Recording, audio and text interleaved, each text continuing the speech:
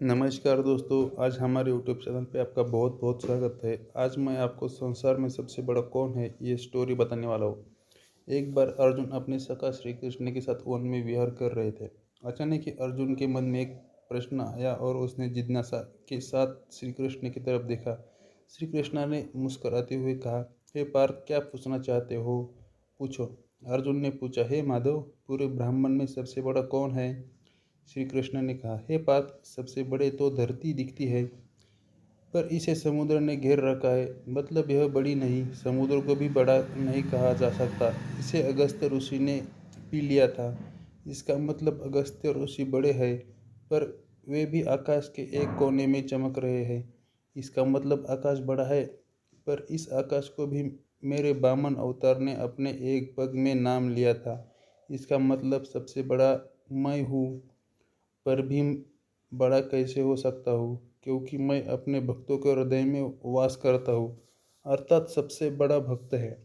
इस तरह भक्त के हृदय के भगवान बसते हैं, इसलिए इस संसार में सबसे बड़ा भक्त है।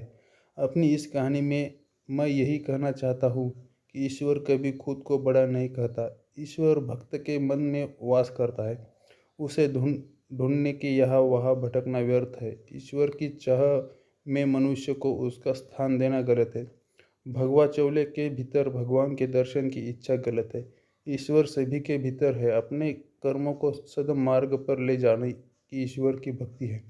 इसकी चाह में खुद को धोखा देना ईश्वर को धोखा देने बराबर है।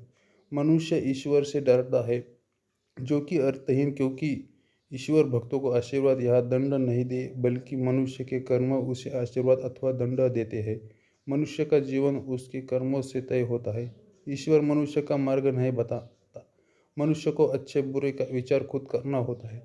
और अगर प्रत्येक मनुष्य परहित का विचार करते तो वही भी गलत नहीं होता। आज के समय में मनुष्य भेड़चाल का हिस्सा होते जा रहे हैं। किसी भी व्यक्ति को संत का चोला पहने देखे उसके अंधे भक्त बना जाते हैं।